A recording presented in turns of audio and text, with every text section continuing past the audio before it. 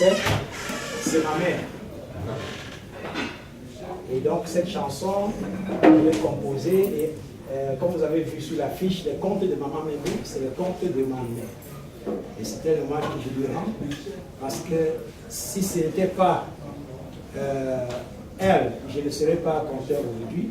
Et la plupart des contes que je fais aujourd'hui sont inspirés de tous les contes qu'elle nous faisait écouter tous les soirs dans mon petit village, à fin fond de l'Ouest là-bas, qui s'appelle Bachim. Alors, comme nous devons continuer avec l'histoire de la chaise du chef, parce que vous savez très bien que le chef ayant sa chaise, tous les autres patriarches du village vont le suivre dans son rythme.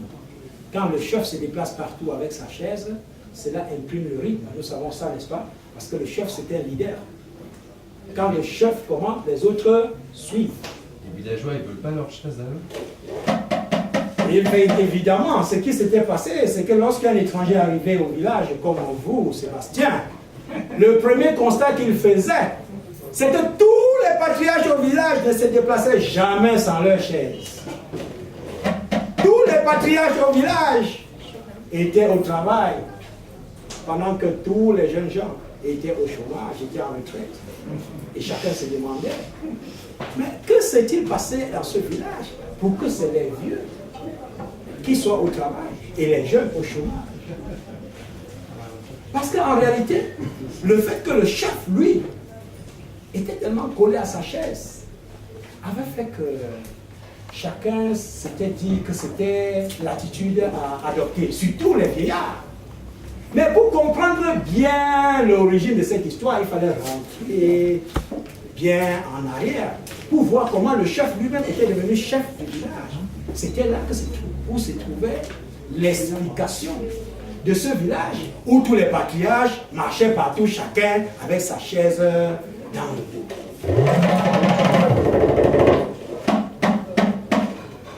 Ce qui s'était passé en fait, c'est que le chef du village, ce n'était pas le vrai chef. En fait, c'était le chef intérimaire. Le vrai chef, c'était son père.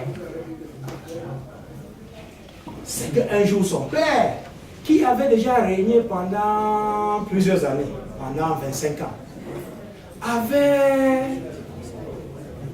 ressenti une maladie qui le rongeait partout.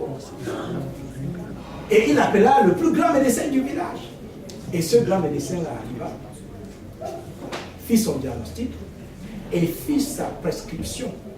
Et la prescription de ce grand médecin était que, Majesté, si tu ne quittes pas cette chaise pour aller loin, loin, loin, loin, loin, dans un village lointain que je connais, te soigner, alors tes jours sont comptés.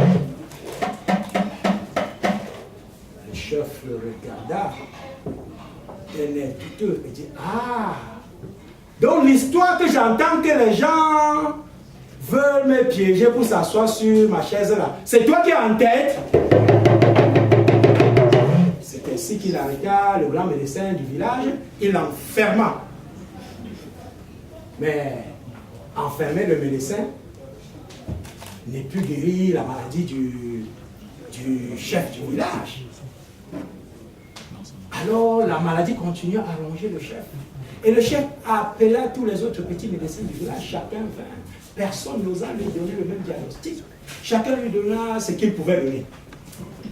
Mais la maladie s'empirait de jour en jour, au point où le chef fut obligé de rappeler ce prisonnier de médecin qu'il avait enfermé pour qu'il revienne reprendre son diagnostic à zéro. Peut-être que cela lui aurait donné la possibilité de trouver une autre solution. Le grand médecin arriva et demanda au chef de lui réexpliquer sa maladie en détail. Il lui dit, Majesté, ça vous fait mal où? Et le chef lui dit, vous avez répété comme le chef vous disait, Yé-choualé. Vous dites, Yé-choualé. Yé-choualé. Yé-toumélé. Yé-toumélé. Yé-zemélé. Yé-zemélé. Yeshwale. Yen Torale. Yen Vobzale. Yen Bonale. Yezu Ale. Yen Kemele. Le grand docteur lui dit de se calmer.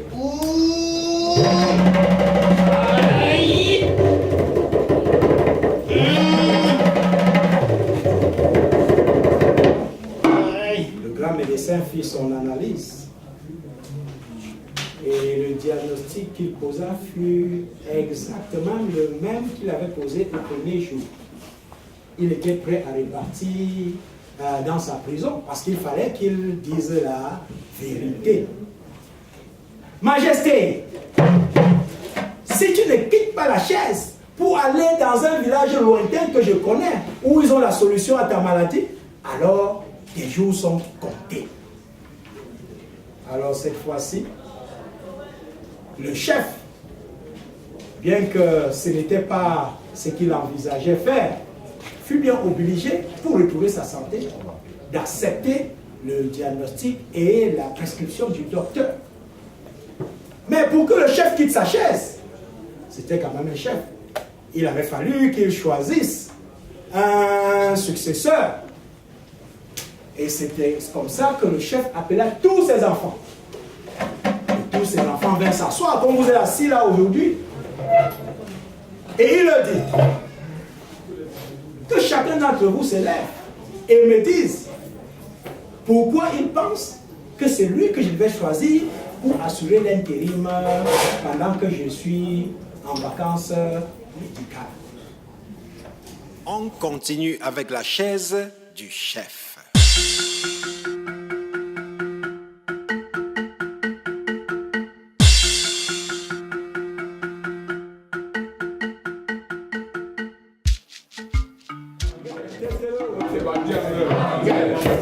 Yeah.